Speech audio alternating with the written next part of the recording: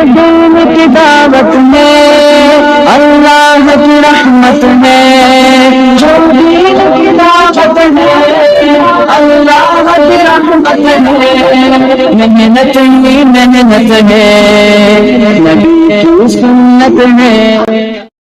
مدینہ مرکز بیجاپور۔ السلام علیکم ورحمۃ اللہ وبرکاتہ۔ کام کرنے والے پرانے تجربے کار لوگوں کے بارے میں حضرت جی مولانا محمد سعد صاحب دامت برکاتہم نے فرمایا کہ ایسے لوگوں کو ہرگز جماعت میں مت بھیجو۔ اللہ رب العزت مجھے اور آپ کو اور پوری دنیا کے انسانوں کو حضرت جی دامت برکاتہم کی بات کو سمجھ کر اس پر عمل کرنے کی توفیق عطا فرمائے۔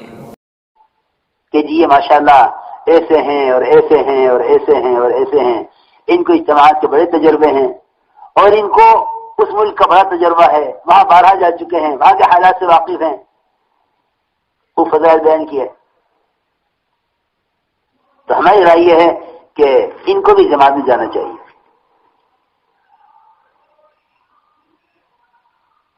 چنانچہ ہم نے عرض کیا کہ بھائی اگر ساتھی کی رائے ہے تو کیا حرج ہے، لیکن میں نے پوچھا، میں نے کہا کہ کیا وجہ ہے کہ جب جماعت بن رہی تھی اس وقت نام نہیں آیا ان کا، اب جماعت جانے کے وقت نام آیا؟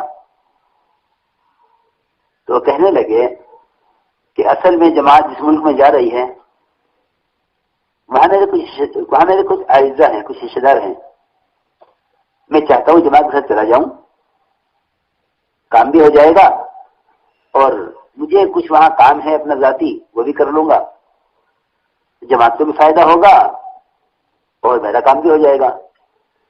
اب میں سفر اس کے لیے کروں کیونکہ اس طرح کی رائے پورا نہیں دے سکتا ہے، نیا بیچارہ ہمت کر نہیں سکتا، اس طرح کی جرأت پورا نہیں کرتے ہیں، اس طرح کی جرأت پورا نہیں کرتے ہیں کیونکہ کام کرتے کرتے کام ان کی ملکیت ہو جاتا ہے کہ اب تو ہم اس درجے پر آ گئے ہیں کہ کام ہم کر رہے ہیں۔ دستور یہ ہے کہ جب سخت گرمی میں، لو میں کتا کسی بوگی کے نیچے، کسی چھپڑے کے نیچے چلا کرتا ہے، مدینہ مرکز بیجاپور۔ بیل یا گدھا یا کوئی اس کو بوگی کو کھینچ رہا ہوتا ہے اور اس کے سائے میں یہ کتا چل رہا ہوتا ہے گرمی کی شدت سے بچنے کے لیے، تو یہ سمجھتا رہتا ہے کتا کہ اس کو میں ہی چلا رہا ہوں۔ خدا کی قسم اس کام کو لے کر چلنے والے کی حیثیت اس کتے سے کم نہیں ہے جو کسی بوگی کے سائے میں چل رہا ہو اور یہ سمجھتا ہو کہ اس کو میں چلا رہا ہوں، کیونکہ جب بوگی رکتی ہے کتا رک جاتا ہے دھوپ سے بچنے کے لیے۔ ہم سب کے سب اس کام کے سائے میں چل رہے ہیں، ہمیں اللہ تعالی سے ہر وقت عافیت مانگنی چاہیے۔ اللہم انی اسألک العفو والعافیہ، عفو اور عافیہ یہ تو چیزیں ایسی ہیں کہ اس میں بندے کے لیے دعا دنیا کی ذلت اور آخرت کی رسوائی سے بچنے کی دعا ہے۔ دنیا کی ذلت اور آخرت کی رسوائی کہ اللہ موت سے پہلے تو کام سے محروم نہ کیجیے اور موت کے بعد اپنی رضا سے محروم نہ کیجیے۔ میں عرض کر رہا تھا کہ ان سامنے آ کر ہم سے یہ کہا کہ میں یہ دونوں کام میں کر لیتا ہوں کیونکہ مجھے اس ملک میں جانا ہی ہے اپنے ذاتی کام سے، ساتھ میں یہ بھی کرنا ہوگا۔ تو میں نے عرض کیا، میں نے کہا دیکھو اس کام کا حق یہ ہے کہ اس کام کے ساتھ کسی کام کو نہ جوڑا جائے، چاہے کوئی اپنے علاقے کا شیخ ہو، چاہے کوئی اپنے علاقے کا تاجر عہدیدار ہو، کوئی بھی ہو، استخلاص کا شور بہت ہے ہمارے ماحول میں کہ اس کام کو ایک سے کرو. وہ استخلاص کیا ہے؟ آخر کبھی غور بھی تو کریں استخلاص، کیونکہ جتنی اصطلاحات ہیں، اخلاص کی، استخلاص کی، استقامت کی، قبولیت کی، ان کے پیچھے صحابہ کے واقعات ہیں. ان واقعات کے بغیر نہیں سمجھ سکتا کوئی کہ استخلاص کسے کہتے ہیں، اخلاص کسے کہتے ہیں، حسن نیت کیا ہے.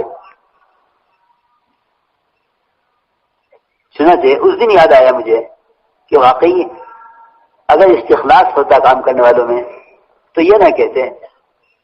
اور یہ بات پرانے کی نہیں رہی اب، بلکہ عمومی جماعتوں میں بھی یہ شکایت ہونے لگی ہے کہ ہمارا رخ فلاں جگہ کا بنا دو. کیوں؟ کہ جی دیکھیے وقت تو لگنا ہے، وہاں بھی تقاضا ہے، وہاں بھی تقاضا ہے، لیکن جہاں ہم جانا چاہ رہے ہیں اگر وہاں چلے جائیں تو ہمارا ایک تجارتی کام ہے اور وہاں مجھے ایک صاحب سے کچھ معاملہ کرنا ہے، جماعت وقت لگوا دوں گا.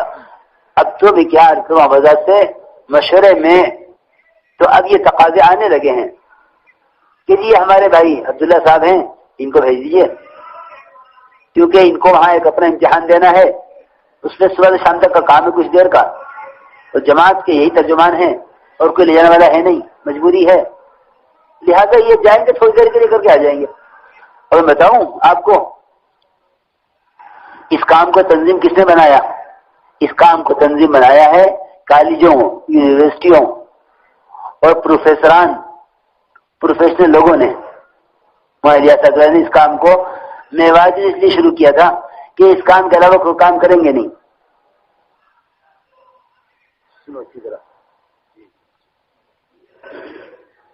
اس کام کو تنظیم بنایا ہے انتظامی لائن کے لوگوں نے. میں نے پوچھا مولانا صاحب حضرت والے سے کہ حضرت کیا دفتری چیزیں لگا سکتے ہیں؟ کیا دفتری سروزہ لگا سکتے ہیں؟ کہ نہیں لگا سکتے. کیا نہیں حضرت ان کے لیے تو کوئی گنجائش نکالنی پڑے گی، کیونکہ دعوت کا کام تو سب کے لیے ہے. یہ سب کے لیے ہے تو ہر ایک کی رعایت کرنی چاہیے.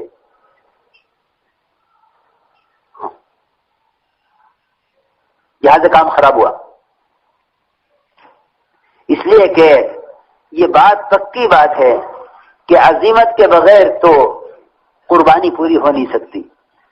عزیمت کے بغیر تو قربانی پوری ہو نہیں سکتی. ایسا نہ ہو، خدا نہ کرے کہ یہ کام کسی بادشاہ کا باغ بن کے رہ جاوے جو کسی بڑھیا کے گھر میں جا گرا اور اس دیکھا کہ اس کی دو اتنی لمبی ہے، اس کے پر اتنے زیادہ ہیں، وجود اس کا بہت چھوٹا ہے، جسم چھوٹا ہے، کس طرح اڑے گا یہ؟ اس نے اس کے پر بھی کاٹ دیے، تھوڑی سی دم بھی کاٹ دی، اس کو ہلکا کر دیا. پھر دیکھا چونچ بہت لمبی ہے، یہ چلتا کس طرح ہوگا؟ تو اس کی چونچ بھی کاٹ دی. مولانا صاحب تو مثال دے کے فرماتے تھے کہ ہم نے کام کا وہ حشر کیا جو ایک بڑھیا نے ایک بادشاہ کے بعد کا کیا. یہ فرماتے تھے کہ ہم نے کام کا وہ حشر کیا کہ لوگ چاہتے تھے، آج کل بھی دستور ہے غیروں میں، پہلے زمانے جاہلیت میں تو مسلمانوں میں بھی اب بھی دستور ہے کہ وہ اپنے ہاتھ کے اوپر کوئی نہ کوئی تصویر یا کوئی اپنا نشان یا کوئی پتہ اپنے ہاتھ پر گدواتے ہیں. گدوانے کا مزاج ہے. وہ سوئی سے گدنے والا کوئی مسالہ بھر دیتا ہے، اس سے وہ مٹتا نہیں ہے، ہاتھ دھونے سے، نہانے سے، غسل کرنے سے. یہ دستور ہے. تو سمجھتے تھے کہ ایک صاحب گئے کسی کے پاس کہ مجھے گزرانا ہے. اس نے کیا بنانا ہے کہ اس میں شیر کی تصویر بنا دو. جیسے ہی نے سوئی رکھی اور تکلیف ہوئی گئی، کیا کر رہے کہ شیر کا کام بنا رہا کہ بھائی بغیر کان کا شیر بنا دو. شیر کے لیے ضروری نہیں کہ اس کا کان بھی ہو. پھر سوئی رکھی، کیا کر رہے ہو کہ بھئی میں شعر کی دم بنا رہا ہوں، کہ نہیں تم بغیر دم کے شعر بنا دو. اس نے یہ کہا کہ شعر کا کوئی بھی حصہ بناؤں گا تکلیف تو ہوگی. میرے محترم دوستوں، ابھی تک ہم اس کام میں، کیونکہ یہ کام کوئی تنظیم نہیں ہے، تنظیمیں چلتی ہیں، رعایت پر، رخصت پر، اپنی اپنی طبیعتوں پر. اس کام کے تقاضے عظیمت کے بغیر پورے نہیں ہو سکتے. میں تو ساری بات اس طرح کر رہا تھا کہ استخلاص کیا ہے. جب ان پرانے ساتھی کے بارے میں ہم سے یہ کہا گیا کہ ان کو بھیج دیں جماعت میں، کیونکہ ان کو اس ملک میں اپنا ذاتی کام بھی ہے. پہلا کام تو میں، اللہ مجھے معاف فرمائے، کہ میں نے یہ فیصلہ کیا کہ ان کو نہیں بھیجنا، کسی حالت میں نہیں بھیجنا. لیکن ان کے صلاحیتیں، ان کے فضائل، ان کی قربانی اپنی جگہ. لیکن جو شخص اپنے ذہن میں اس کام کے کرتے ہوئے کوئی اور تقاضا دل میں رکھتا ہے، تو مولانا فرماتے تھے کہ اس کام کی اہمیت اس وقت تک پیدا نہیں ہوگی جب تک اس کام کے لیے اہم کاموں کو چھوڑا نہیں جائے گا. جب تک اس کام کے لیے اہم کاموں کو نہیں چھوڑا جائے گا، اس کام کی اہمیت پیدا نہیں ہوگی. تو مجھے یہ سب واقعہ یاد آیا تاکہ معلوم ہو جائے ہمارے ساتھیوں کو کہ استخلاص کسے کہتے ہیں. حضرت عمر رضی اللہ تعالیٰ عنہ نے یہ فرمایا اپنے ساتھیوں سے کہ تم لوگ اللہ کے راستے میں کافروں کے ہاتھوں قتل ہو جانے والے مسلمان کو شہید مت کہا کرو. مومنین، آپ کیا فرما رہے ہیں؟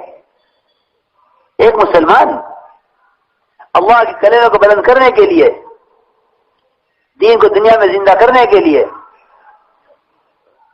اللہ کے راستے میں نکلے اور مقابلہ ہو جائے مشرکین سے. اور مومنین وہ تو اپنے عمل مخلص ہے، اور مقابلہ مشرکین سے، اور مشرک اسے قتل کر دیں،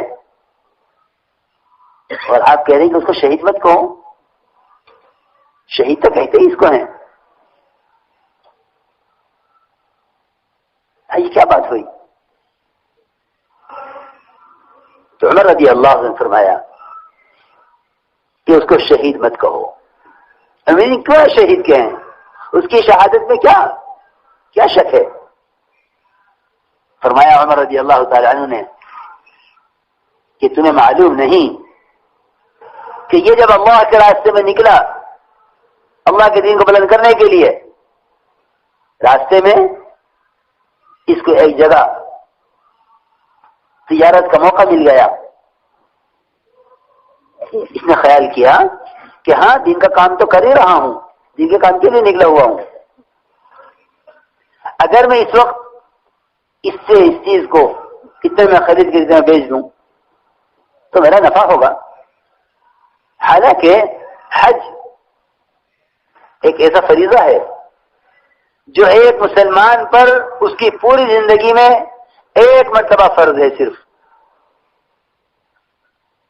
گولی اگر اس کے پاس مال ہو، استطاعت ہو، پوری زندگی میں ایک مرتبہ فرض ہے حج. اور اللہ فرما رہے ہیں کہ تم حج کے ساتھ تجارت کر سکتے ہو. میری بات غور سے سننا، میں کیا کہہ رہا. اللہ فرما رہے ہیں لیس علیکم جناح ان تبتغوا فضلا من ربکم، کہ کوئی گناہ نہیں ہے تم پر اگر تم حج کے سفر میں حج کرتے ہوئے تجارت بھی کرو، کوئی گناہ نہیں ہے. مدینہ مرکز بیجاپور. علماء نے لکھا ہے کہ جو شخص حج کی اور تجارت کی دونوں کی نیت سے سفر حج کرے اس کو حج کا ثواب ملے گا. اس کو حج کا ثواب ملے گا. نیت حج کی بھی ہے، تجارت کی بھی ہے، اس کو حج کا ثواب ملے گا. لیکن میں حیران ہو گیا کہ جو شخص اللہ کے راستے میں نکلے اس کے لیے اتنی پابندی